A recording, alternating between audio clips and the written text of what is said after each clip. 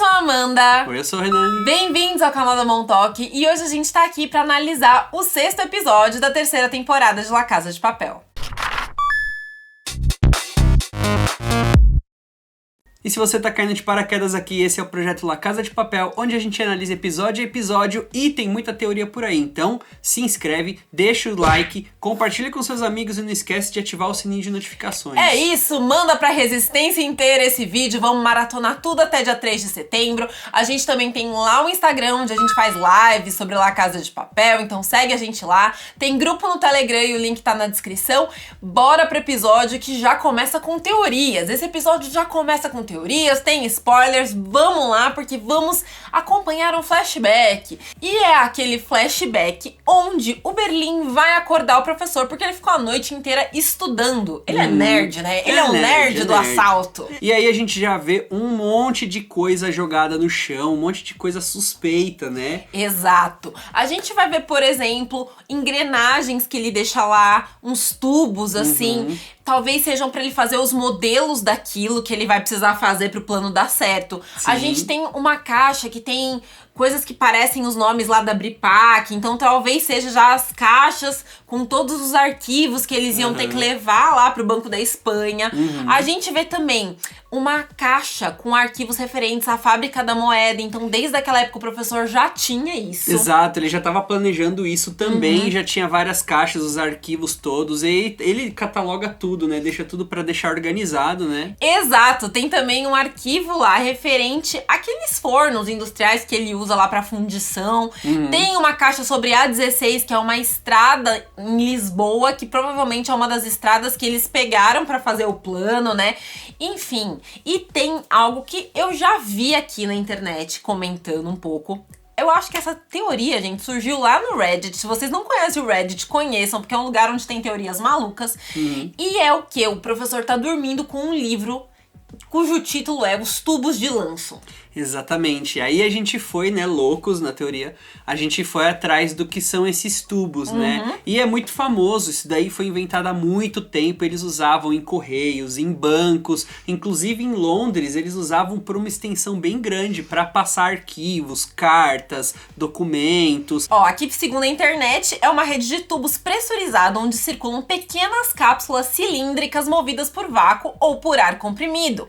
Então, teoricamente, quase tudo pode se transportar por esse sistema. E como o nosso plano usa muitas coisas antigas, do tipo celulares de 2ª geração, os sistemas de rádio para comunicação, a gente já comentou isso aqui no projeto, se você não maratonou com a gente, pega aí a playlist lá, Casa de Papel, faz todo o sentido eles usarem os tubos. E lá no Reddit surgiu essa teoria de que eles poderiam estar transformando o ouro em pequenas pepitas para poder passar por esses tubos. Exatamente. Será que eles vão colocar dentro de algum cilindro e transportar por isso? Pode ser. O que eles vão fazer e até onde essas pepitinhas de ouro vão chegar, a gente ainda não sabe.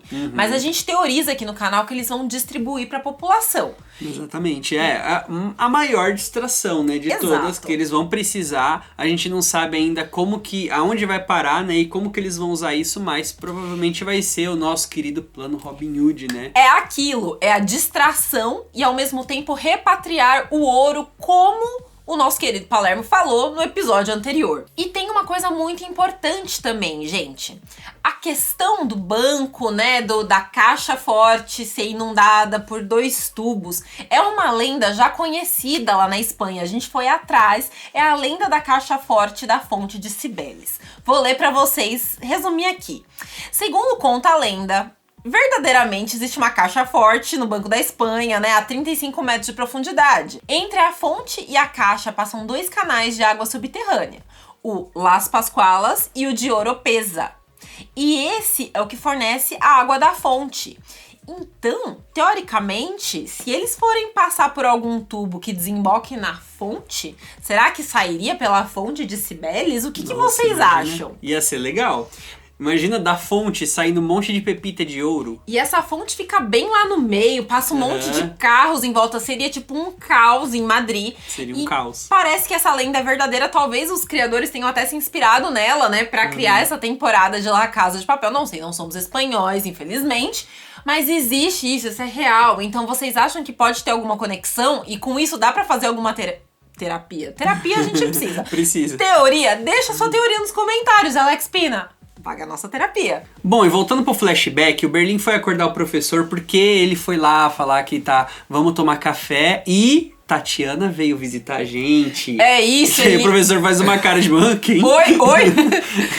E aí ele fala, é a mulher mais bonita do mundo. E realmente, né? Diana Gomes é muito bonita. E ela começa a contar que ela é solista de piano. Ele fica até, né, surpreso. Mas Palermo fala, ela é ladra também e parece que das boas. Exato, e aí o Berlim solta a bomba, né? Fala que ela já sabe do plano. E aí o professor fala, vamos conversar em particular. Mas peraí, ela não sabe só sobre o atraco que o Berlim tá fazendo do Banco da Espanha. Ela sabe também sobre o da Casa da Moeda. Então imagina, ela sabe de 2 planos gigantes. E o professor fala uma coisa quando chama o Berlim lá. Fala assim, meu, você tá louco? Você vai contar se alguém subornar ela e ela abrir o bico. Ela é uma ladra, né? E aí o Berlim começa a falar pra ele, né? Não, mas é o amor, você não conhece o amor, porque você nunca vivenciou isso e tudo mais. Os roubos com a Tatiana são perfeitos. Ele conta de uns roubos que ele faz com ela e que ele acha perfeitos. E aí o professor joga na cara dele o seguinte. Você sentiu isso as 4 outras vezes que você casou, Berlim.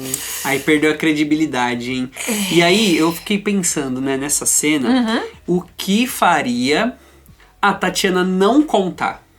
Ela estar morta é uma opção. Ela estar morta é uma opção. Por quê? Porque ela não tá participando do plano. Mas a gente não viu ainda, né? Tem gente que tem teoria de que ela vai participar do plano, mas a gente ainda não viu. Só que, e aí? Também faria ela não participar, ela chegar no momento estratégico. Porque ela conhece o plano muito bem. Eu, certo? particularmente, não acho que isso vai acontecer. Mas isso daí tá me incomodando. Porque o que faria ela não contar? E ela, inclusive, não contou nada na Casa da Moeda. Exatamente. O plano da Casa da Moeda não tinha Tatiana, a gente não sabia de nada e... Outra opção ninguém contou nada. É que ela seja uma pessoa realmente que não quer entregar, não é uma traidora e vai aparecer só no momento certo pra ajudar. São opções. Ou às vezes nem aparece, só que aconteceu alguma coisa. A gente sempre fala que aconteceu alguma coisa grave pro Berlim desistir desse plano e pra Tatiana não tá mais entre eles, né? Então, o que será que foi? O que vocês acham? Aí aparece a cena do menino Ney. Brasil, Zil. Eu sou obrigado a ser sincero nesse canal.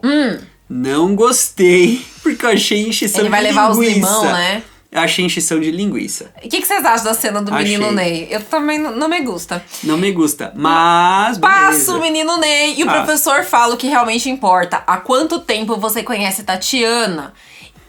Há pouco tempo, porque senão o Berlim falaria há 15 anos, Exato, professor. Ele deu uma despistada, né? Ele fala assim, mas o amor não tem tempo, né? Berlim. E ele fala, Berlim, a primeira regra é não arriscar o plano por um envolvimento emocional. A gente não pode botar o romance no meio. Isso é importante pra gente também entender que o Berlim não conhecia bem a Tatiana. Exato. Ele tem a notícia de que ele vai morrer rápido, ele tá apaixonado por uma mulher e ele decide viver intensamente. Exatamente. A nossa teoria de que a Tatiana pode estar envolvida com o filho do Berlim pode estar confirmada aí também. Ele não conhecia ela a fundo. E tem um ponto também nessa conversa que é o seguinte, o professor fala que essa é a primeira regra, não tem envolvimento. E aí, depois, mais pra frente, a gente vai ver que o professor, ele sente que tá traindo o bando. Por quê? Porque ele tá envolvido com a Raquel. Aliás, tem muita gente que acha que a Tatiana é só um paralelo. A relação dela com o Berlim é um paralelo pra relação do professor e da Raquel. Até porque, nesse momento, corta pra uma cena dos dois no carro. Ele pedindo pra ela ligar pro Palermo e aquele climão, né? Exato. Muito importante também aqui que o professor vai perguntar sobre o ouro, que tá indo super bem, e sobre as defesas. Isso, isso daí é uma coisa que eu não tinha me atentado antes. Nem eu. Quem me falou foi a Tauana do La Casa de Papel Brasil, Exatamente. amiga. Obrigada por isso. Eu ia dar o crédito pra ela porque eu não tinha percebido. E ele fala como é que estão as defesas. E aí, os caras estão soldando umas chapas, uns negócios. Dá a impressão que são portões.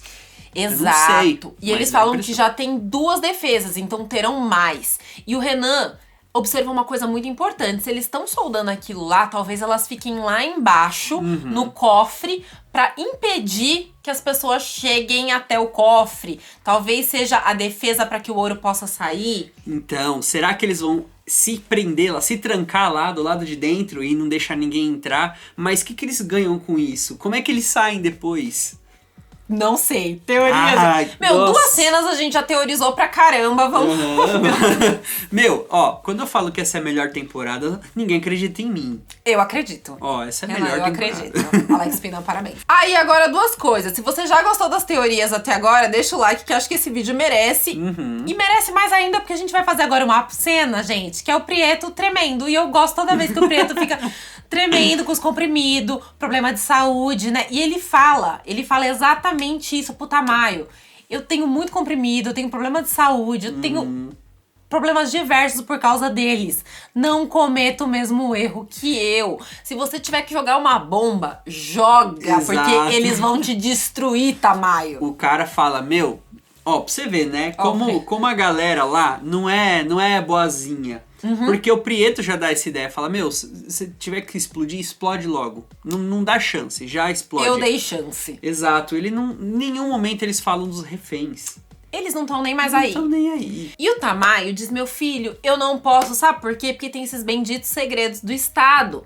Se isso aí cai nas mãos da mídia, todo mundo aqui vai preso. Queremos ver isso, tá bom? Queremos. E aí a Alicia, que tá lá escutando, fala, meu filho, por que a gente não faz o seguinte? A gente fabrica os nossos próprios segredos. Um monte de besteira aí, a gente fala que o primeiro-ministro fez não sei o quê, o outro fez não sei o quê, a gente faz com o papel oficial, e aí todo mundo vai ter álibi. Tipo, a gente mente que o primeiro-ministro fez um negócio num dia que ele tava em outro lugar. Exato. E aí a gente vai o quê? Perder o crédito. Quando eles lançarem os segredos verdadeiros, ninguém vai dar crédito. Ah, bom, preciso dizer que a Alicia é genial? Não preciso, né? A Alicia tá lá no nível, ela tá jogando no mesmo nível do professor. E realmente, quando o professor fica sabendo dessa notícia, eles já se apavoram. Por quê? Porque essa era a carta de troca pelo rio. E aí ela fala o seguinte, quando eles se recuperarem, porque há chance de se recuperarem nessa questão, nós já estaremos dentro do banco. Então a Alicia sabe que mesmo mentindo, esses segredos ainda podem ser validados e talvez eles tenham alguma importância mais pra frente. Exatamente. Já é o 2º dia e a gente vai ver a Amanda, a secretária do governador, conversando com o Miguel. E ele tá tentando dar em cima dela, só que ele tá falando sobre cocô.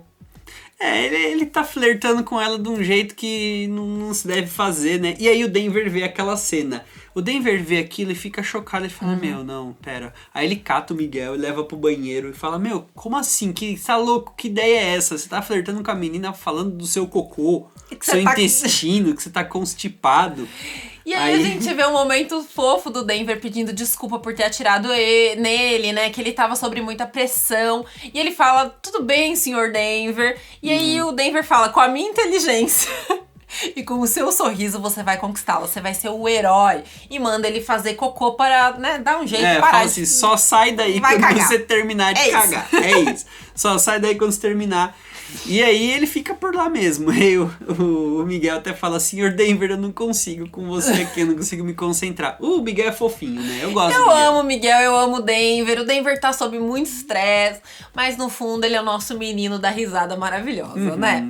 Enfim, nesse momento é o que a Raquel e o professor vão descobrir lá do vazamento dos segredos falsos, já tá em toda a mídia. E eles falam, destruíram o nosso trunfo pra barganhar o rio. E o professor fala, é mais do que isso, eles romperam o escudo e vão entrar. Exato, essa era a maior preocupação. Por quê? Vocês lembram que o que impediu a galera de entrar foi o Denver sair com a maletinha dos segredos de Estado. Agora não tem mais isso. Então agora eles vão entrar com a força toda. E aí o professor desesperado já tenta entrar em contato com o Palermo.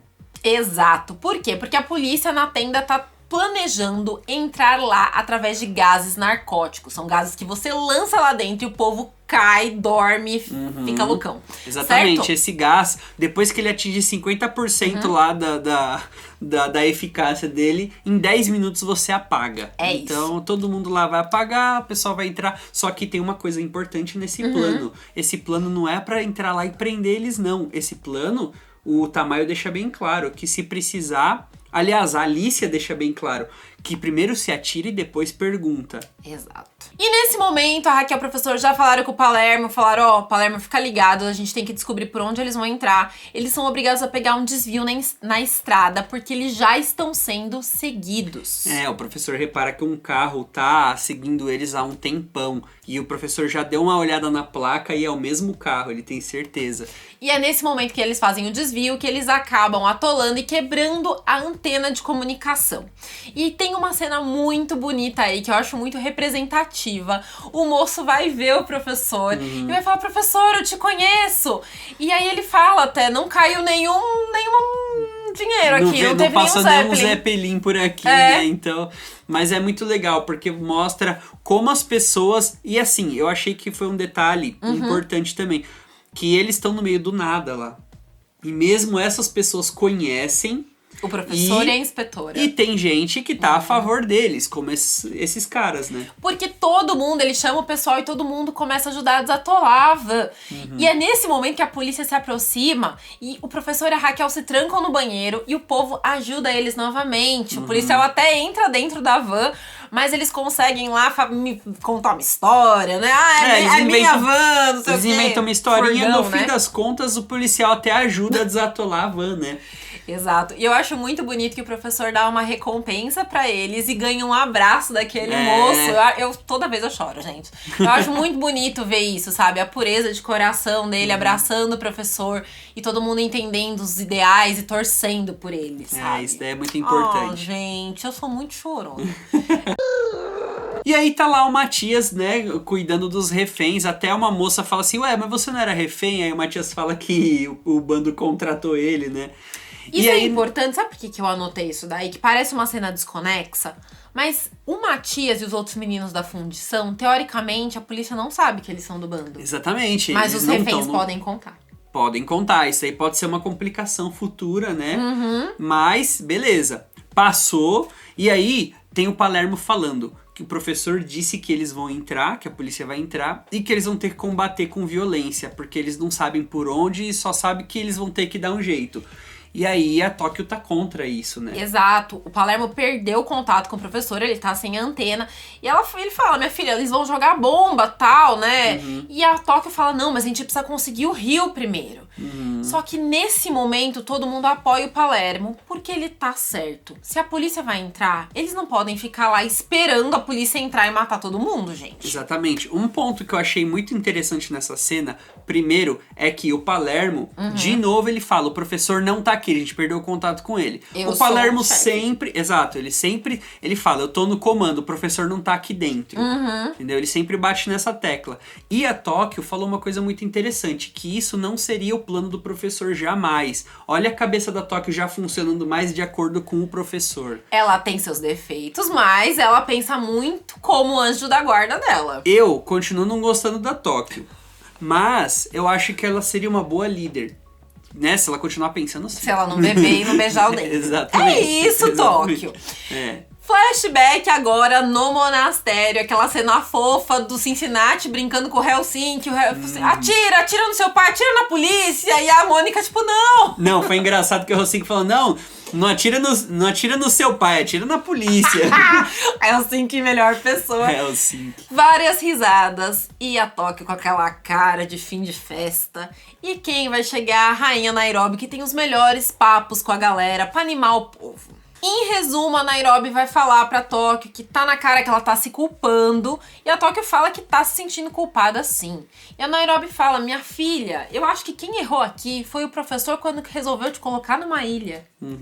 E assim, realmente, né, professor, botar a Tóquio trancafiada numa ilha é um pouco demais. Ela começa a falar e aí você começa a perceber que são vários fatores. Não é só o fato da Tóquio ter saído da ilha. Foram várias coisas. O próprio Rio e o Helsinki terem comprado um celular, gente...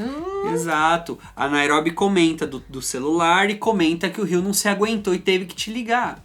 E sabe, tipo, o Rio não aguentou, teve que te ligar e por isso que a polícia rastreou. E é verdade. Se a Tóquio só tivesse saído da ilha e não tivesse acontecido mais nada, eles não iam ter conseguido rastrear nada.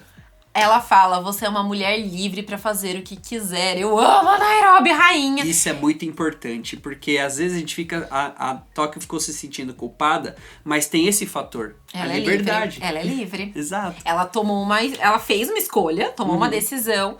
E deu ruim, gente, mas também podia não ter dado, sabe? Se o Rio não tivesse ligado, não teria dado ruim. E ela até fala, a gente tá aqui porque a gente gosta de adrenalina e pare de olhar pro Cincinnati como se ele fosse órfão. Todo episódio eles estão jogando na nossa cara que o Cincinnati pode ficar órfão e eu não gosto disso, tá, gente? Então, eles estão colocando aí, estão dando pistas. A gente já sabe que Casa de Papel dá pistas. Nesse momento a gente também tem o Bogotá jogando a maior ideinha na Nairobi, né? Que é aniversário da Mônica e tal, só que é um aniversário vegano. E ele fala, por você, baby, eu viraria vegano. Exato. Primeiro o Bogotá faz mó discursão lá de por que ele adora a carne, de que a carne aproxima Mas pela Nairobi ele vira vegano. Exato. Isso que importa, né? Bom, é só pra mostrar o interesse aí dele e tudo certo. E aí, quando tá aquela comemoração, né? A Mônica fazendo aniversário, a Tóquio vem com a pergunta chata. Essa hora eu falei, pô, Tóquio, é aniversário da Mônica. Quebra clima, né? Pô, meu, não chame a Tóquio pro seu aniversário, porque ela vai perguntar qual a probabilidade da gente sair vivo do banco. E o professor fala, nesse momento de desenvolvimento, menos de 50%. A gente não sabe que ponto tava esse plano, mas ele falou que nesse momento menos de 50%. Será que aumentou muito essa chance? Será que não aumentou muito? A gente já viu cenas passadas aí que ele precisava de mais tempo, ele se abre pra Raquel e fala que precisava de mais tempo. Então a gente não sabe qual que é a chance real. E já que as chances são menores que 50%, Denver resolve falar uma coisa. E o que ele resolve falar é colocar a música do Moscou. Maria, minha vida, meu amor. Agora, tem uma coisa que você me falou enquanto a gente estava assistindo essa parte. Que quem canta essa parte... Eu cantei desafinado, vão me julgar. Não vão. Não? Não vão. Calma. Quem achar que... A gente vai lançar um cover de Bella Tchau mais afinado, relaxa. Mais afinado, beleza. Mas tem um ponto interessante, né? Quem tava cantando essa música logo que o Denver coloca? O Denver...